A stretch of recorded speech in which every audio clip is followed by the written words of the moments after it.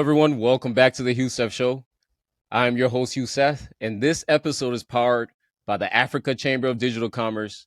Today, we get to explore opportunities in Web3 and wealth building in the metaverse and women critical role in the metaverse as well.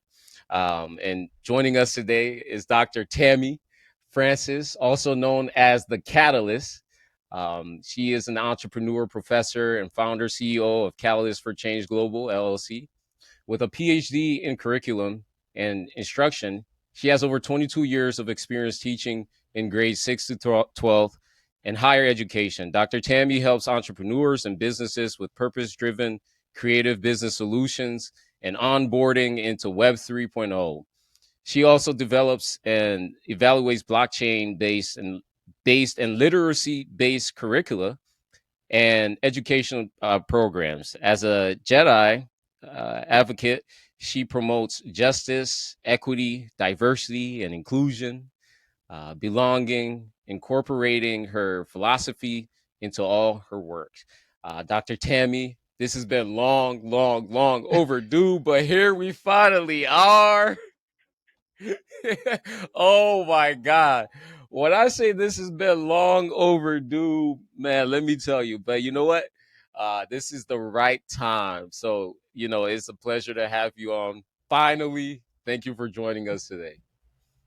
You're welcome. Thank you for having me. And like you said, it's been a long time coming. So I'm excited about today. So let's just get into it. Yeah, yeah, yeah, yeah. And this is kind of like I feel like I was sort of introducing this subject last year during the summit that we had here with the Africa Chamber of Digital Commerce. You came, you were a speaker, and here we are. This is a continuation of that conversation, and like I said, our platform is blessed to have you on. So let's dive in. All right. Perfect. So now we're talking about Web3. And I know by now a lot of people know what Web3 is, especially if they're following and what have you. But I just love going into definitions, right? So first and foremost, I just want to know what does Web3 mean? But more importantly, what does Web3 mean to you? Ooh, that's a great question because, that's two different answers. Like you can give a definition, answer, but what does it mean to me? What Hmm. it mean to me is this idea of freedom, ownership, Hmm. creativity, innovation. Just a few words: social justice, because as a Jedi, I'm into that, and thinking about how we can be more inclusive and allow more people to participate in society at different levels, and eliminate some of these barriers. So that's what Web3 means to me. Of course, we always know that there's a technical definition as well, and that goes more into looking at the technology and what the how the internet and what we know as online has transformed over the decades. From read only, which was more Web 1, those web pages, those static things, to Web 2, which was more the video. That's when we got the videos that we do, those 3-minute videos we put up. I'm trying not to say a particular platform to promote a particular platform, but that's when we saw video kind of rise to be king. And then, and I honestly think we're at Web 2.5. We're there's so much we need to do as far as adoption and making sure that people have access and they belong in what we call Web 3 before it's truly Web 3. And so, but Web 3 is that idea that now you can own things. Now, not only is it read write, but now you can own your content. You can own it, and my my particular love is monetize, right? So, but capitalize on that in a way that benefits you and not someone else and others, as far as financially. And so I think some of those things um, also is what Web 3 means to me. But I think it's more of that, the freedom aspect, the ownership, the creativity, innovation, and just reaching those who are at the margins and bringing them in. That's That's really interesting. This ownership, we speak a lot about ownership, especially here in the U.S. And obviously, I have to preface the U.S. because that's where we are, and even though this is a Yes, global platform, and there's a lot of conversation with surrounding ownership yes. amongst minority groups. Even when we bring Africa into play, ownership, especially not being left behind in you know this digital age and all the things. There's like a digital gold rush, right? Right. um so with that being said,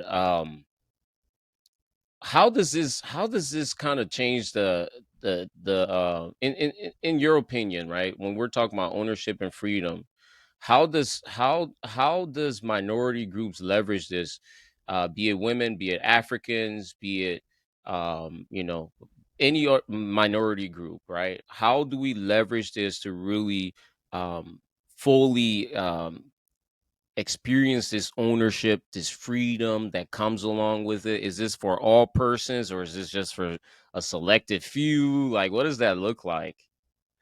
So, how much time do we have? Okay, so let me just answer this part, and then I'm going to go a little deeper because I Hmm. think it is more to it than just this idea of creating and having access to what you create. So what I know is that Black and Brown communities, those on the continent are amazingly talented, and they have talent, and they have the skills and ability to really be a part of this innovation. But much of my platform, if you really want to leverage it and leverage it for you, and no matter who you are, is to go back to your purpose, to know what it is you really want to do, what it is that you really desire to do, and that's really aligned with who you are and where you're going.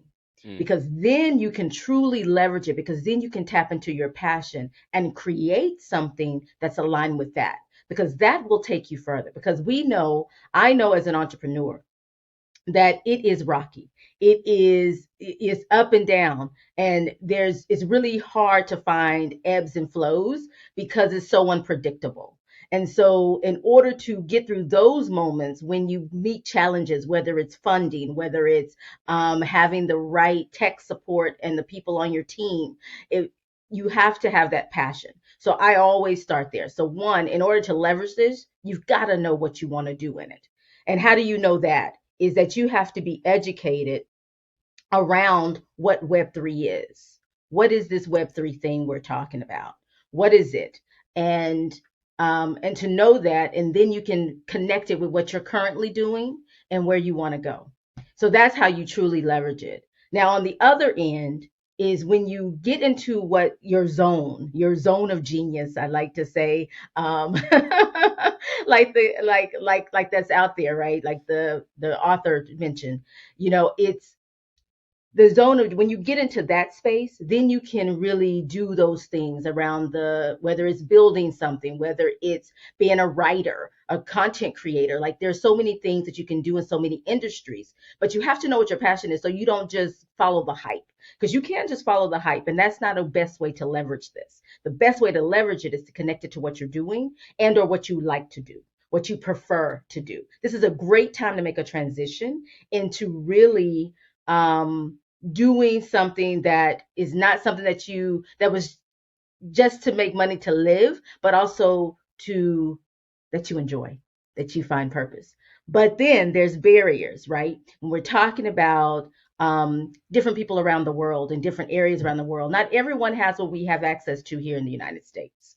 And so we also have to think about, and under the circumstances, some people don't have Wi-Fi. Some people don't have the devices necessary to support this Web3 environment. I'm sorry, these things are